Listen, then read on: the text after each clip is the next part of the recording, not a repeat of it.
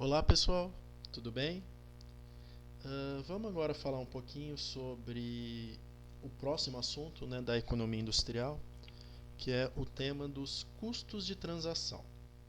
Então vamos falar um pouquinho sobre o que significa, né, e o que são esses custos de transação, que é um assunto bastante importante dentro da economia industrial e é um assunto que a economia clássica, né, a microeconomia, que vocês viram lá no semestre passado, ela não trata, né? Então, a economia industrial, o custo de transação já é um tema para além, né, da microeconomia mais clássica. Então, hoje o tema são custos de transação. E o que são esses custos de transação? A ideia básica, né, como o próprio nome diz, são custos que a gente tem para fazer uma transação no mercado. Custos que a gente tem para fazer uma negociação. Então, a economia clássica, né, a economia neoclássica, a microeconomia que vocês viram, né, ela tem toda uma teoria por trás dos custos de produção, ou seja, aqueles custos relacionados a produzir um determinado produto. Então a gente tem os custos fixos, custos variáveis, a gente tem aquelas curvas de custo unitário. Então tudo isso são custos relacionados à produção. Mas a microeconomia, ela parte do pressuposto que não existem custos além desses custos de produção, né? Além desses custos para se produzir. E a economia industrial, ela leva em consideração uma coisa diferente, que existe uma outra categoria de custos chamados dos custos de transação. E esses custos de transação são os custos que os agentes enfrentam sempre que recorrem ao mercado. Então, sempre que eu preciso comprar alguma coisa no mercado, eu incorro num custo de transação. E esse custo de transação não é o custo da mercadoria que a gente está comprando, porque o custo da mercadoria que a gente está comprando, o preço, né, que a gente está pagando, também é um custo de produção, a gente está pagando pela produção. Mas será que além desse custo de produção a gente tem um outro custo associado pelo simples fato de estar negociando, do custo de negociação? Então esses são os custos de transação. É o custo de negociar, redigir e garantir o cumprimento de um contrato, né? Então, quando a gente precisa fazer um contrato, a gente precisa gastar com advogado, a gente precisa negociar e às vezes isso leva tempo. Então, esse custo de negociação, da redação de um contrato, de deixar tudo especificado, esse tempo, esse gasto que a gente tem com isso, é o que a gente chama de custo de transação. E só que o custo de transação ele não é só o custo que eu tenho para redigir esse contrato, né, e para negociar. Também é o custo com ações oportunistas que não são previstas no contrato. Então, por exemplo, se eu vendo um carro para alguém, né, um carro usado, e esse carro eh, depois de um certo tempo o motor funde, porque eu omiti algumas informações que o motor estava ruim, né? Esse custo que o comprador tem porque o carro, o motor do carro que eu vendi para ele fundiu, é um custo de transação, porque é um custo de uma ação oportunista da minha parte, né? Que não estava prevista no contrato. Então ele comprou o contrato acreditando na minha palavra, o motor fundiu, então o gasto que ele teve por ter sido enganado, né? Por ter sofrido com uma ação oportunista, é um custo de transação. Por outro lado, se ele quisesse se proteger dessa ação oportunista, ele teria que fazer toda uma negociação, estabelecer um contrato, registrar isso em cartório. Então, fazer toda uma burocracia, todo um aparato burocrático para se proteger dessa ação oportunista. Então, no contrato do carro que eu vendi, poderia ter lá uma cláusula que se o motor fundisse em até um mês ou até 2 meses, eu seria obrigado a pagar o motor. Então, poderia ter essa cláusula no contrato. Então, esse custo, né, de negociação, de todo esse aparato burocrático que eu tenho para fazer uma negociação é um custo de transação.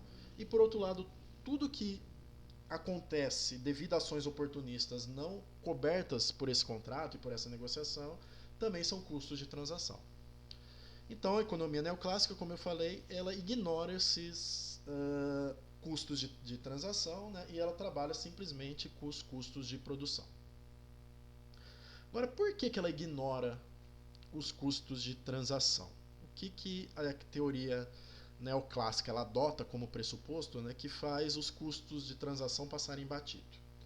Ela adota uma coisa chamada de da hipótese, ela não leva em consideração o que a gente chama de assimetria de informação.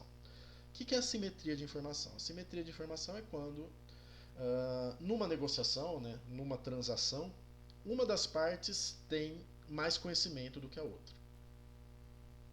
Então são as assimetrias de informação que abrem o espaço, que abrem um caminho para se ter ações oportunistas. Então, se eu não tivesse assimetrias de informação, tudo estaria beleza. Eu poderia negociar, todo mundo teria todas as informações possíveis para se fazer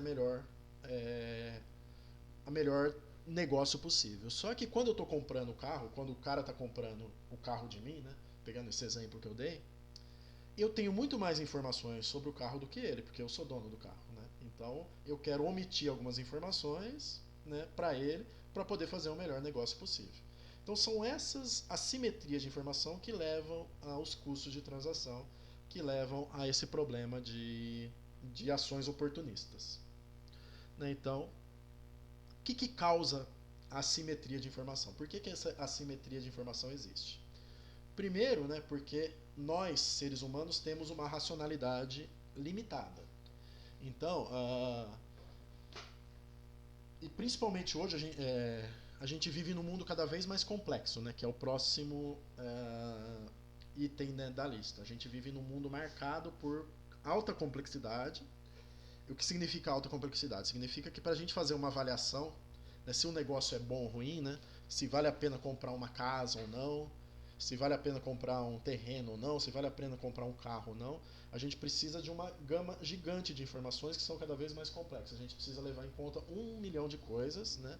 Sem contar que a gente tem um ambiente de incerteza, ou seja, a gente está sujeito ao acaso, a gente não sabe o que vai acontecer, a gente tem muita dificuldade de prever. E nesse contexto a gente tem uma racionalidade limitada, a gente não consegue prever tudo e não consegue lidar com todas essas informações, né? Então isso acaba gerando essa assimetria de informação, em que uma parte pode ter mais conhecimento e mais informação do que a outra, e pode usar essas informações que ela tem a mais para ações oportunistas. Né? Então a gente está sujeito ao oportunismo devido a essas assimetrias de informação. Né? Outra questão que gera essa assimetria de informação é o que a gente chama da especificidade de ativos. Que quanto mais específico for o ativo que a gente está comprando, ou seja, quanto mais específico for o produto, então a gente está comprando um produto altamente específico que só serve para a minha empresa. Então vamos supor que eu fabrico uma determinada máquina e eu preciso de um componente que eu tenho uma única empresa que fabrica para mim. Porque como é um ativo muito específico, é uma coisa muito específica, só eu tenho interesse por isso, nenhuma outra empresa tem. Então é diferente de comprar um parafuso, por exemplo. Né? Se eu comprar um parafuso, eu tenho 1 milhão de lojas que vendem parafuso, 1 milhão de empresas que produzem parafuso, porque é um produto altamente não específico, é um produto altamente padronizado, que serve para tudo, que existem normas. Né? Então, para comprar um parafuso, o custo de transação é muito baixo. Então eu posso comprar, não preciso ter um contrato para comprar parafusos. Né? Porque se um fornecedor me deixar na mão, por exemplo, eu posso apelar para outro. Eu tenho muitas pessoas que vendem parafusos. Agora, essa pecinha muito específica da minha máquina, ela é algo muito específico. Então, é muito fácil eu ficar na mão de um fornecedor. O que a gente chama do problema do refém, né? Que eu acabo ficando na mão de um determinado fornecedor que, se ele parar de me entregar, a minha operação simplesmente não anda. Então, se o ativo for muito específico, eu tenho maior problemas de sofrer com custos de transação. Né? Então eu preciso incorrer em custos de transação maiores com contrato, para me proteger desse problema do refém, né? De eu ficar refém do meu fornecedor. Então todos esses fatores, né, da simetria de informação, que é a racionalidade limitada, a incerteza e complexidade, o risco de eu sofrer com questões de oportunismo, né? E o que pode ser maior em algumas sociedades do que outras, né? Devido a uma questão mais cultural. E a questão da especificidade dos ativos, né? Que pode me deixar no problema de refém. Tudo isso faz com que os custos de transação que eram ignorados lá na economia neoclássica, eles importem, né? E eles sejam importantes para muitos assuntos. Só detalhando um pouquinho mais, né, essa questão que a gente acabou de falar dos custos de transação, né? Então, sobre a racionalidade limitada, né, a gente pode dizer que a capacidade humana de processar e acumular informações é limitada, né? A gente tem um cérebro limitado, a gente não consegue lidar com todas essas informações. Inclusive, hoje, um dos maiores tópicos, né, de pesquisa na engenharia de produção e em outras áreas é o que a gente chama do Big Data, né, que é como lidar com essa gama cada vez maior de informações, né, que são criadas e que são disponíveis. Né. Então, outra questão é a questão das incertezas. Né. Então, tem até uns livros de estatística. Né. Tem um livro que é o Andar do Bêbado e outros livros de estatística que trabalham com essa questão da probabilidade. Né, eles falam que o ser humano ele tem muita dificuldade de lidar com probabilidades, ele tem muita dificuldade de pensar de forma probabilística, e muitas vezes a probabilidade leva as pessoas a cometerem erros. Né.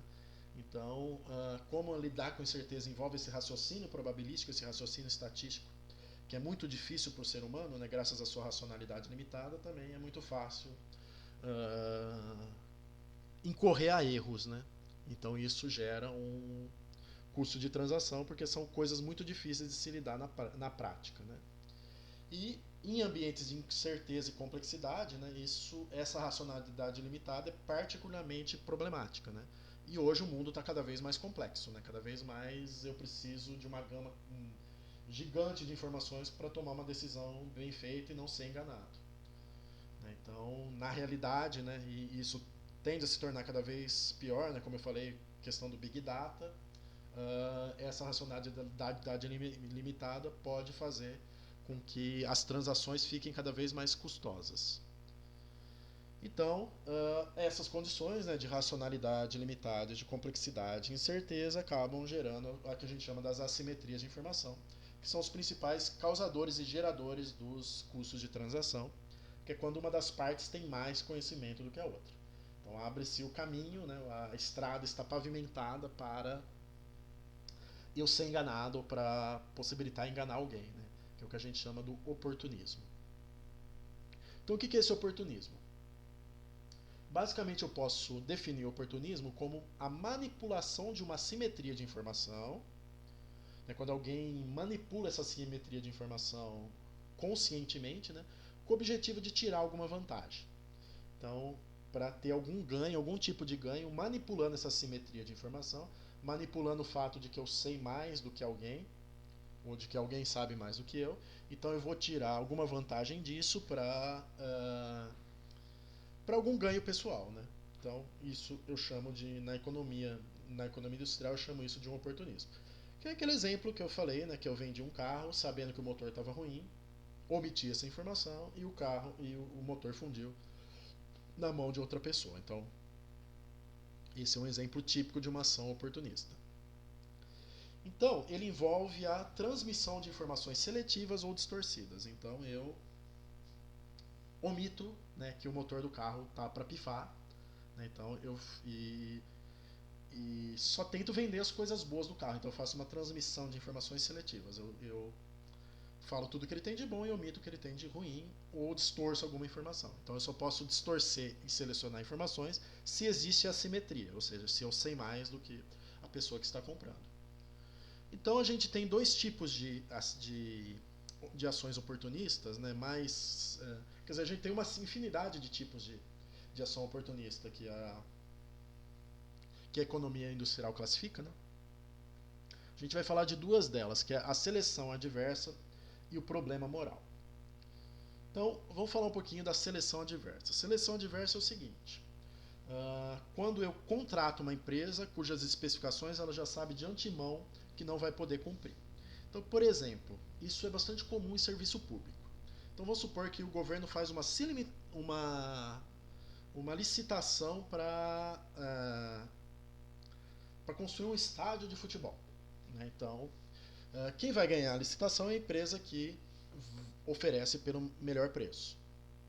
Acontece o seguinte, pode acontecer, né, que a empresa pega esse contrato por um preço baixo, né, Só que ela já sabe que ela não vai conseguir cumprir esse contrato por esse preço. Então o que, que ela faz? Ela ganha a licitação, começa a obra e abandona a obra no meio, falando que não tem como cumprir esses custos. Então ela já ganhou um bom dinheiro, né, e acaba abandonando a obra. Então quando se usa informações, né, para algum processo de seleção, né, para ganhar algum contrato, e a empresa usa essa simetria de informação, sabendo que ela não vai poder cumprir, mas ela aceita mesmo assim para ganhar esse pedido e ganhar algum dinheiro, eu chamo isso de problema da seleção adversa. Também é chamado na economia de promessas autodesacreditadas, ou seja, quando a empresa faz uma promessa, se compromete com alguma coisa que ela já sabe de antemão que ela não vai conseguir cumprir. Então é um problema de promessas autodesacreditadas. Ou quando a gente vai construir uma casa, contrata um pedreiro, por exemplo, né, e ele assume a obra e abandona a obra no meio, sendo que ele já sabia de antemão que ele não ia poder terminar por aquele preço. Né? Então ele tem uma simetria de informação e manipula isso. Então isso é o problema da seleção adversa. Outro problema chamado de problema moral, né, é quando a empresa até ela cumpre o contrato, né, ela cumpre o que está especificado, mas ela para ganhar o pedido ela se baseia num certo nível de qualidade, né, que eu acredito que ela vai oferecer esse nível de qualidade. Então vamos supor que eu tô eu tô tentando achar um buffet para uma festa de casamento. Então eu vou lá e compro um monte vou lá fazer uma degustação, compro um monte de salgados super gostosos e tudo é uma delícia. E aí eu contrato a empresa com base nisso e vou lá e a empresa oferece um produto de qualidade bem inferior. Então isso é um problema moral. Quer dizer, a empresa tinha se comprometido a entregar um certo nível de, de salgados, mas não estava especificado em contrato a qualidade. Então a empresa se baseia nessa qualidade percebida para ganhar o contrato, mas depois oferece um produto de qualidade bem inferior. Então isso é chamado de um problema moral, né, dentro da questão do oportunismo. E falar um pouquinho também da especificidade de ativos, né, que eu já comentei um pouquinho, mas uh, ativos específicos são aqueles que as transações ocorrem em pequeno número. Né? Então, como eu falei, um parafuso não é um ativo nada específico, porque ocorrem milhares de transações de parafusos a todo momento. Né? Mas um ativo específico, né, como aquela pecinha específica para aquela máquina que eu monto, que não existe para comprar no mercado, eu preciso encomendar com uma empresa específica, né? Isso é um ativo específico, né? Quando é um produto muito raro e muito específico, né? Que não é um produto padronizado. E aí surge aquilo que eu comentei, que é o problema do refém, né? Que é quando uma das partes, né, que realizou o investimento na produção de um ativo muito específico.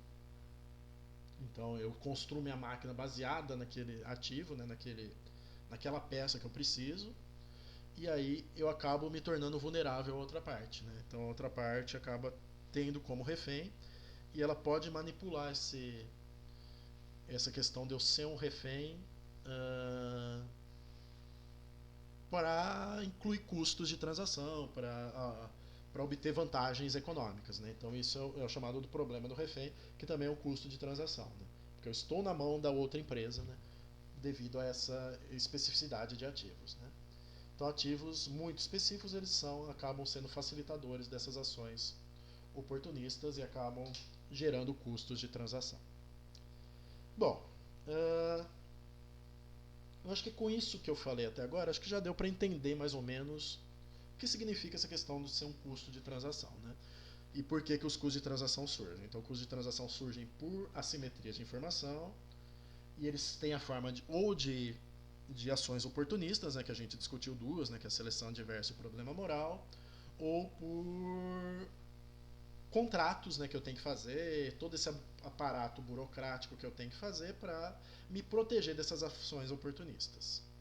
Agora a gente vai falar um pouquinho desses contratos e dessas ações que eu posso fazer para me proteger, né, do oportunismo, que também são custos de transação. Então vamos falar um pouquinho primeiro dos custos de contrato. Então, primeira coisa, né, os tipos mais comuns de contrato é quando eu especifico no presente uma determinada performance futura. Então, como eu falei, eu vou construir uma casa e eu contrato, né, eu assino um contrato que a pessoa vai ter que me entregar a casa.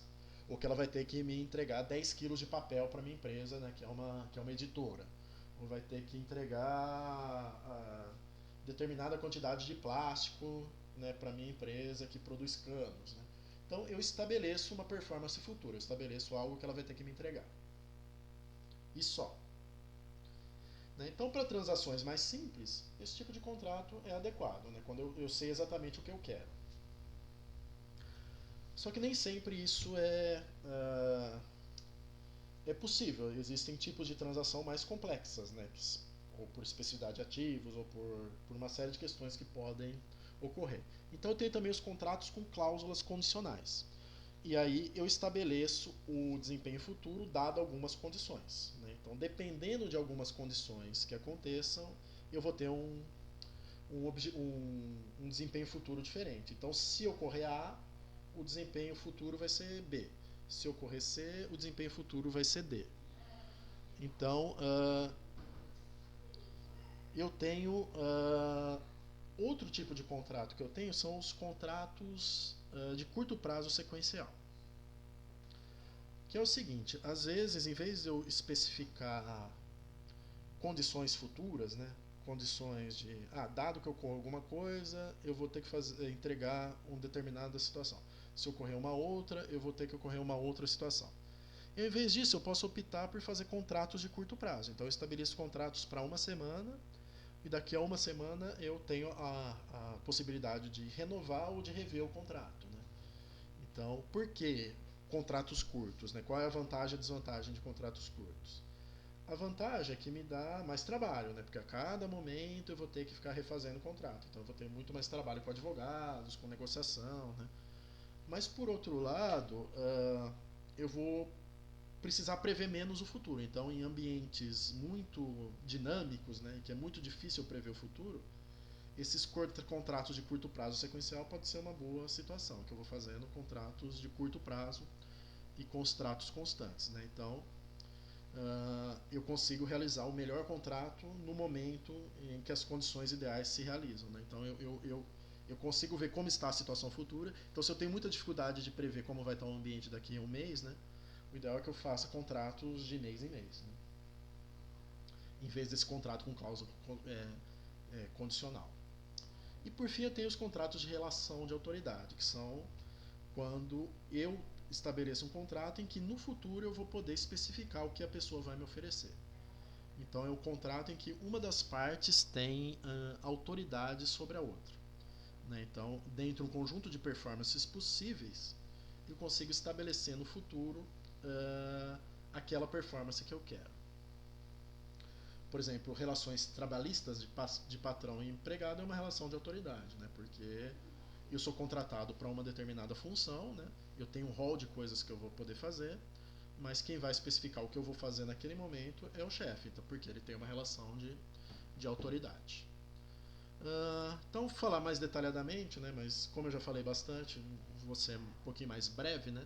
Então, contratos de causas condicionais são aqueles em que eu estabeleço o desempenho, né, que eu vou ter de acordo com o que acontece no futuro. O problema é que eu vou ter que um exemplo, né? Então, por exemplo, uma sorveteria que pode especificar em contrato que se fizer muito calor, a empresa lá de frutas vai ter que ser obrigada a exigir um suprimento extra. Então, qual que é a vantagem dela em fazer isso?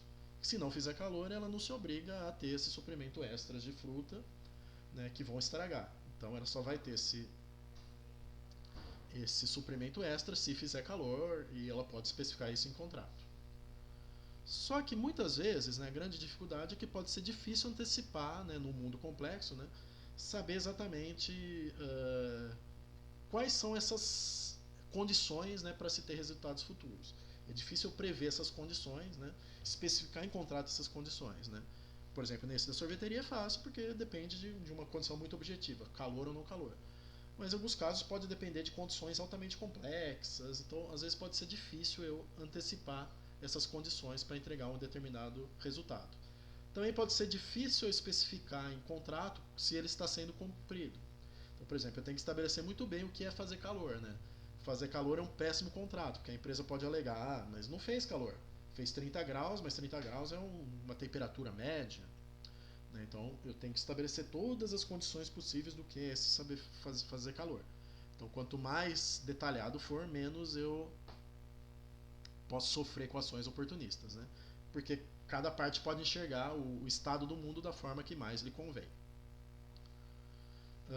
Aí, como eu falei, esses contratos de curto prazo sequencial, né? Que é quando comprador e vendedor eles não possuem um vínculo contratual duradouro, né? Eles não eles fazem um contrato de curtíssimo prazo, né, por uma determinada transação específica e depois esse contrato pode ser revisto, né?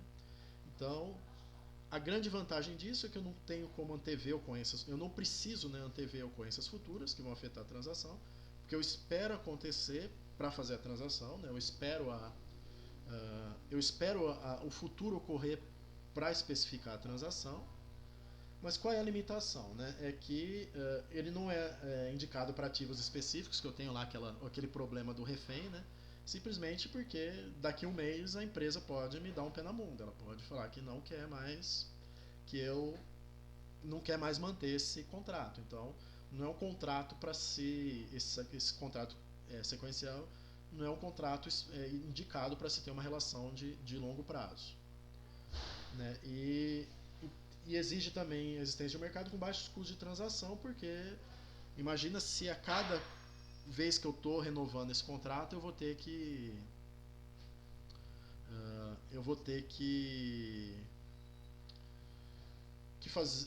estabelecer um contrato completamente diferente, altamente detalhado. Então aí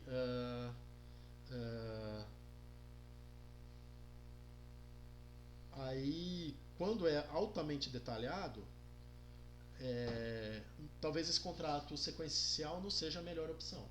Então ele não é a melhor, ele não é a situação ideal uh, para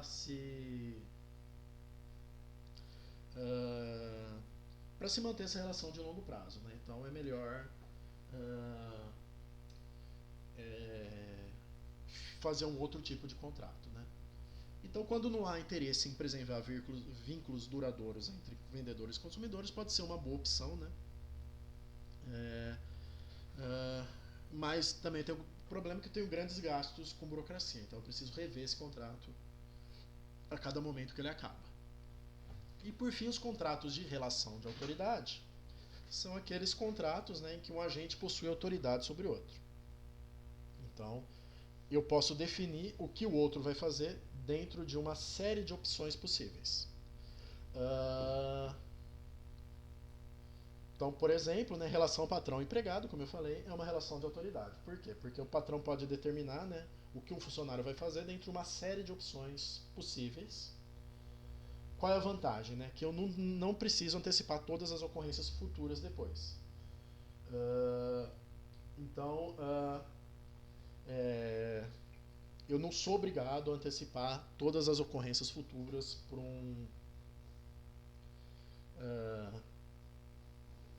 para eu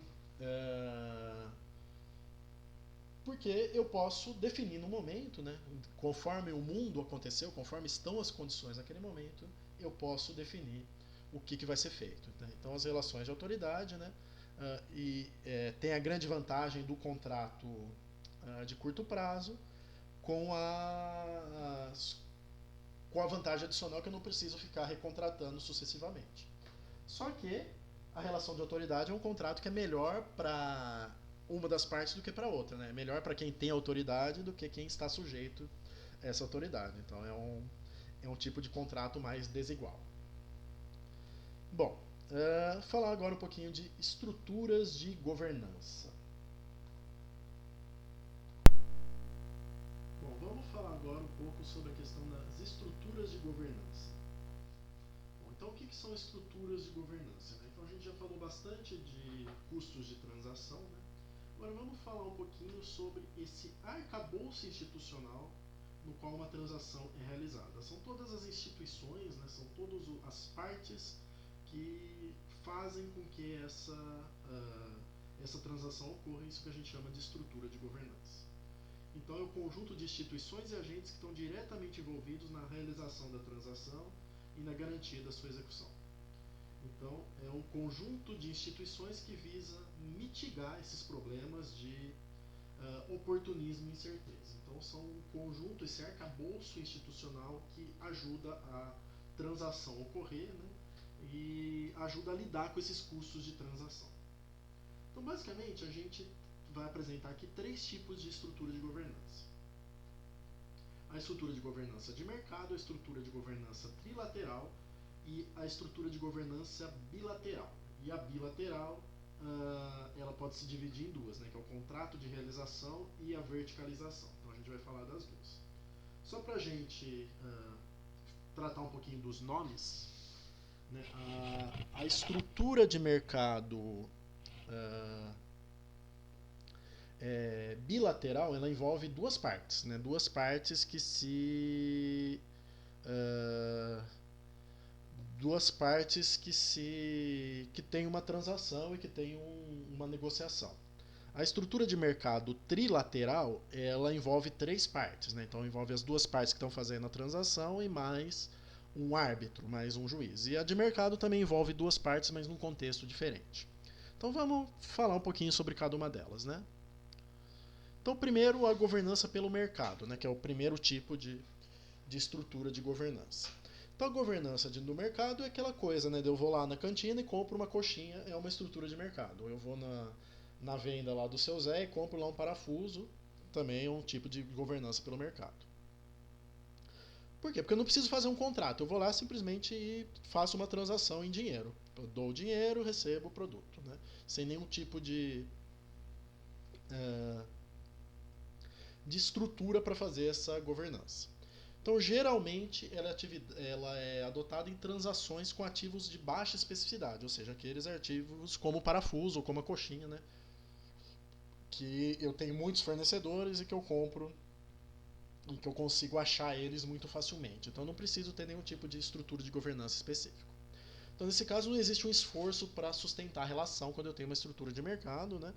E eu posso incorrer em custos de oportunismo, né? Porque eventualmente se eu for enganado e essas transações são frequentes e não específicas, eu posso trocar facilmente de fornecedor. Então a governança pelo mercado é assim. Então as partes só precisam se consultar com a sua própria experiência. Então eu consigo avaliar, né, mais ou menos se um determinado produto é bom ou ruim com a minha própria experiência. Eu não preciso ter nenhum tipo de proteção para me proteger desses oportunismos que vêm pelo mercado. A estrutura trilateral, ela envolve três partes, né? Então a gente especifica uma terceira parte que vai servir de árbitro para a resolução de eventuais litígios. Então eu tenho lá a transação, eu tenho o contrato e eu tenho um árbitro, eu tenho uma terceira parte que vai arbitrar, né, se o negócio pode ocorrer ou não, se tudo está sendo especificado conforme o contrato ou não. Então, mas é um tipo de estrutura mais adequada a transações ocasionais, por exemplo, uma empresa que compra outra, né? Então tem todo um, imagina a complexidade, né, quando eu tenho uma compra de uma empresa por outra, né, uma aquisição de uma empresa por outra. Então, eventualmente eu preciso de um árbitro, né, eu preciso de alguém para conduzir essa negociação e para resolver eventuais litígios. Bom, aí eu tenho o tipo da estrutura bilateral, que é quando eu só tenho as duas partes envolvidas, né? Eu não tenho uma terceira parte. E aí é quando eu crio um arcabouço institucional específico para a transação. Diferente da de mercado, que eu não tenho arcabouço nenhum, né? Que é simplesmente eu vou lá e negocio. A estrutura bilateral, eu crio esse arcabouço institucional para proteger essa relação. E aí a gente tem dois tipos, né? A gente tem os contratos de relação e a integração vertical. Contrato de relação é quando são um daqueles contratos, né, que a gente especificou, né, de relação de autoridade, uh, de condicional. Então é quando eu faço um contrato entre as duas partes, onde eu especifico que cada uma vai ter que fornecer. Né? Então são estabelecidos os limites de autoridade e os métodos de resolução de conflitos. E a verticalização é quando a empresa ela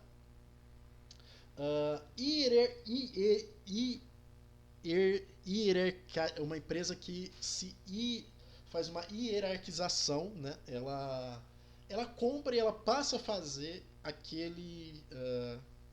ela deixa de negociar no mercado e internaliza aquele ativo que ela comprava fora. Né? Então ela passa a fazer e ela deixa de ter custo de transação porque aquilo que ela negociava no mercado passa a ser interno a ela. Né? Então a empresa integra verticalmente aquilo que antes ela transacionava no mercado. Então é um tipo de estrutura bilateral, mas no caso que a empresa ela absorve essa transação. Então, uma tabelinha, resumo, né, para a gente entender. Né? Quando a gente pode dividir as transações em duas categorias. A gente pode dizer que elas são ocasionais ou recorrentes. Né? Ocasionais é quando elas acontecem de vez em quando, e recorrentes é quando elas acontecem de forma frequente. E elas podem ser não específicas, né? Quando, por exemplo, referente ao parafuso ou à coxinha, pode ser específica, né? Referente a coisas muito específicas mesmo de uma peça muito específica para uma máquina que a empresa precisa, e as mistas é quando eu faço transação com alguém, tanto não específicas quanto específicas. Bom, quando eu tenho transações não específicas e elas são ocasionais ou recorrentes, mas elas são não específicas, por exemplo, da coxinha e do parafuso, é melhor eu usar o mercado mesmo, não ter nenhum tipo de arcabouço institucional para lidar com esse mercado. Se eu tenho transações mistas, recomenda-se, só que elas são ocasionais, né? Recomenda-se uma trilateral. Na realidade, tanto a mista quanto específica, né? Se ela for ocasional, é sempre melhor eu fazer uma trilateral, né? Porque se elas são ocasionais e não vão acontecer muito, um árbitro talvez já resolva muitos dos conflitos que possam existir. E se elas forem recorrentes e mistas, ou seja, se eu tenho um fornecedor que vai me dar tanto produtos específicos quanto não específicos, né, talvez uma relação de contrato seja interessante. Uma relação assim estabelecida contratualmente, né, com os limites de cada parte, pode ser interessante. Mas se eu tenho transações ocorrentes e específicas, ou seja, se eu tenho uma empresa só que produz algo para mim que é extremamente específico para mim e que eu tenho a chance de chegar naquele problema do refém, né, de eu ficar refém daquela empresa, aí recomenda-se a verticalização, que é a própria empresa começar a produzir, né, aquele produto. Então, falando mais especificamente, né, então quanto mais específicas e mais recorrentes as transações, maiores vão ser os custos de transação, né, porque mais eu vou ficar na mão da empresa e mais eu vou sofrer com ações oportunistas e, portanto, maior a vantagem de verticalizar. Então, para a gente fechar essa parte de custo de transação, vamos falar um pouquinho sobre essa questão da verticalização. Então, a verticalização, a decisão de verticalizar, eu sempre vou fazer um trade-off, né, entre economias de escala e custos de transação. Quer dizer, eu vou ter que fazer um trade-off entre custos de produção e custos de transação. Isso quer dizer o seguinte: por que uma empresa não produz os parafusos que ela usa? Né? Por que é melhor ela comprar no mercado? Porque a empresa que produz parafuso, ela não vai, como é um produto não específico, né, ela não vai produzir o parafuso só para mim. Quer dizer, ela produz parafuso e vende para várias empresas. Então ela consegue operar com economias de escala. Então ela consegue produzir um parafuso muito mais barato do que se eu mesmo na minha empresa produzisse esse parafuso. Por outro lado, transacionar um parafuso no mercado, ou seja, eu fazer a transação de um parafuso, ele tem um custo de transação muito baixo. Então, nesse tipo num parafuso, por exemplo, é muito melhor eu comprar no mercado do que eu produzir o parafuso, porque eu vou ter um custo de produção alto e um custo de transação baixo. Mas um ativo muito específico, né? Então, como eu falei, ativos padronizados como parafuso, eles tendem a ser mais baratos no mercado, né? Porque eu tenho economia de escala por parte dos fornecedores, que me permite produzir a um preço baixo, e baixos custos de transação. por exemplo, o parafuso. Então, nesse caso do parafuso, não tem um incentivo para verticalização. Por outro lado, insumos muito específicos, né, pode ser mais barato pela produção própria. Por quê? Porque primeiro que os meus fornecedores não vão ter economia de escala, porque eles só vão produzir para mim, porque é um ativo muito específico, eles vão produzir pouco, então eles não vão conseguir produzir um custo tão competitivo. E por outro lado, os custos de transação são altos, né? Ou seja, eu tenho aquele problema do refém que eu posso ficar na mão do meu fornecedor. Né? Então, nesse caso, compensa a empresa verticalizar. Então, o tamanho de uma empresa, né, ou seja, aquilo que a empresa, a decisão daquilo que a empresa vai produzir ela própria e daquilo que ela vai comprar no mercado, né, justamente porque cada etapa do processo produtivo poderia ser negociada no mercado, ou seja, a empresa poderia ser simplesmente uma montadora, pegar todas as peças de uma cadeira, por exemplo, e montar, ou ela poderia controlar todo o processo de produção, produzir ela mesma a espuma, produzir ela mesma os parafusos, produzir ela mesma todas as partes. Então, o que vai definir o que ela vai produzir, o que ela vai negociar no mercado é justamente, né, esse trade-off, né, entre os custos de transação versus os custos de produção. Bom, então eu espero que tenha dado para entender, né, o que são custos de transação e onde eles impactam. Então, algumas perguntas motivadoras, né, o que são custos de transação? Por que os custos de transação são negligenciados pela economia neoclássica? Né? Lembrando que é a questão da assimetria de informação, né, que a economia neoclássica não leva em conta que ela existe. Quais são os principais fatores determinantes dos custos de transação?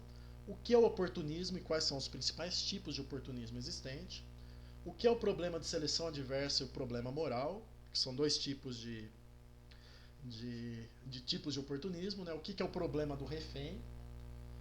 Quais são os 4 tipos de contrato existentes, né, que a gente apresentou?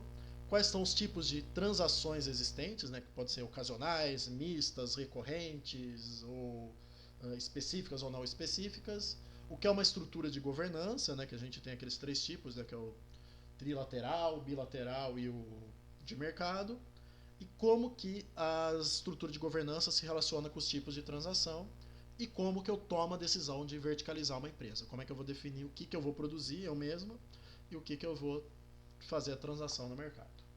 Então era isso, agradeço e até a próxima.